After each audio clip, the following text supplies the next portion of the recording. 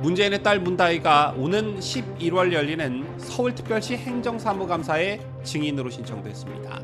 제주도에 이어 서울 시내에서도 불법 숙박업소를 운영했다는 의혹을 받으면서 시 차원의 대응에 나선 것으로 풀이되는데요.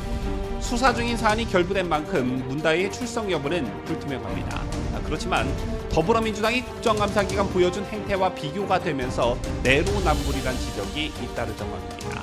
그런가 하면 문다희가 2019년 5월 태국에 머물면서 갭 투자로 서울 양평동의 다가구 주택을 산 것으로 확인됐습니다. 자, 그러면서 억대 시세 차익을 거뒀다는 것인데 이건 역시 내로남불이란 비판이 제기되고 있습니다.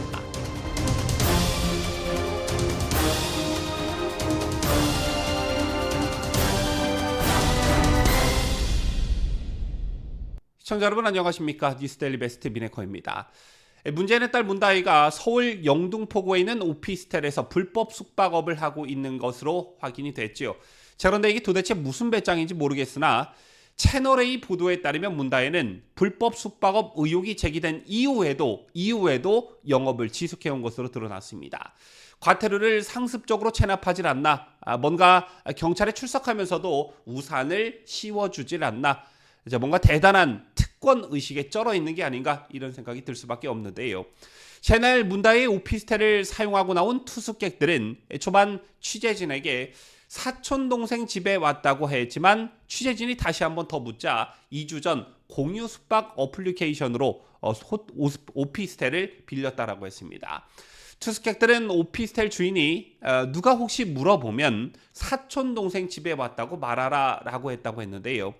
자, 이것 말고도 제주시 한림읍에 있는 문다희 소유의 주택에서도 미신고 불법 숙박업이 이루어졌다는 의혹이 제기됐고 현재 제주자치경찰이 수사에 착수한 상태입니다.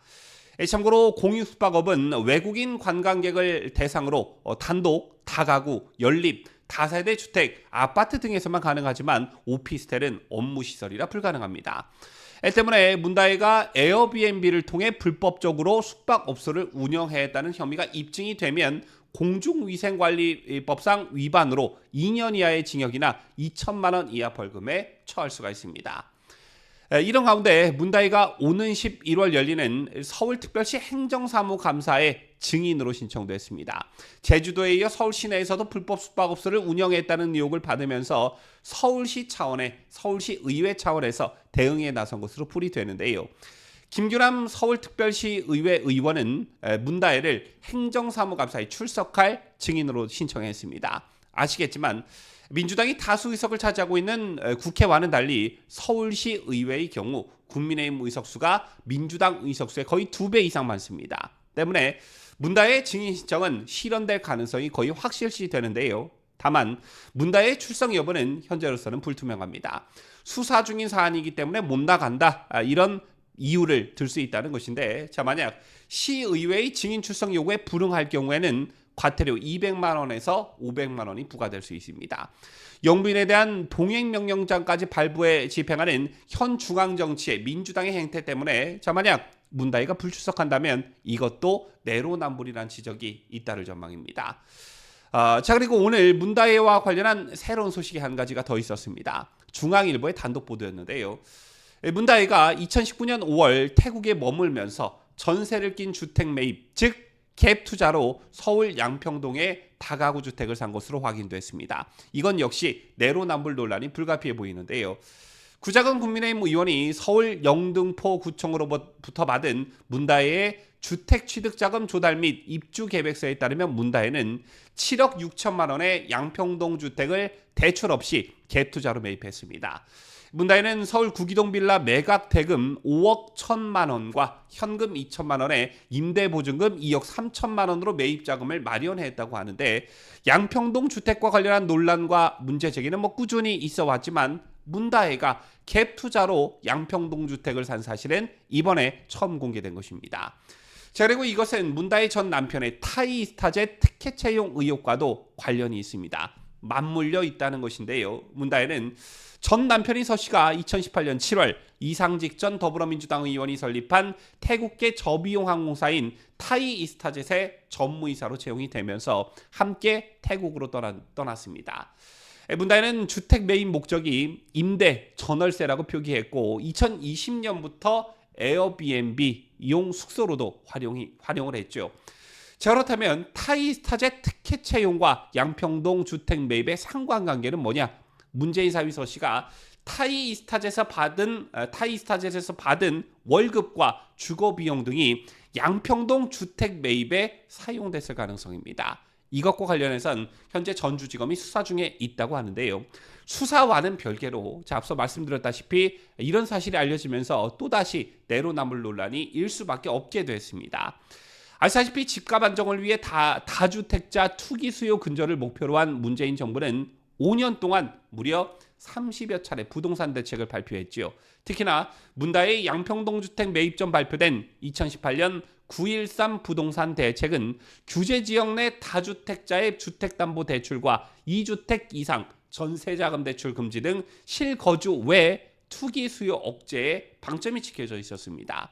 자, 그런데 문다에는 임대 목적으로 주택을 샀으면서도 태국에 머물면서 갭을 낀 덕분에 규제를 피해간 것입니다. 또한 문제는 2020년 1월 신년사에서 부동산 시장의 안정, 실수요자 보호, 투기 억제에 대한 정부의 의지는 확고하다라며 부동산 투기와의 전쟁에서 결코 지지 않을 것이라고 강조한 바 있는데요. 하지만 딸 문다에는 매입 1년 9개월 만인 2021년 2월 1억 4천만 원의 시세 차익을 남기고 양평동 주택을 매각했습니다. 자, 그리고 이것에 대해 또 한 가지 결정적 논란이 제기될 수밖에 없습니다. 자, 이른바 관사테크이지요. 잘 알려진 내용이지만 태국에서 귀국한 문다에는 청와대 관저에서 거주했습니다. 당시 문재인이 신관 재산 내역을 보면 문다에는 독립생계 유지를 이유로 고지 거부로 명기했는데요. 공직자윤리법에 따르면 혼인한 직계비속과 외손자녀 등의 재산 내역을 공개할 의무는 없습니다.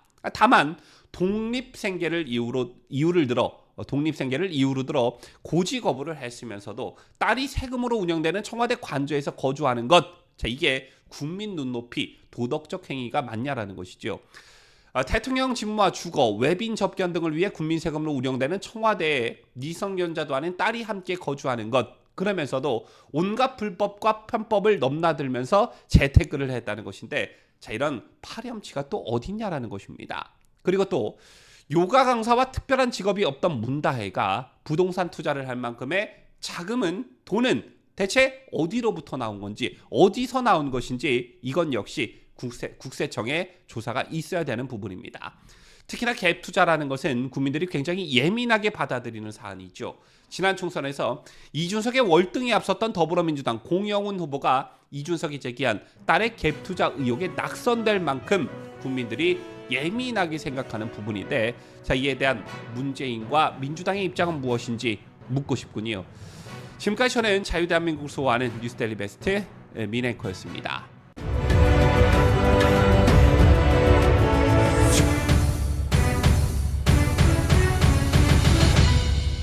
함께해요.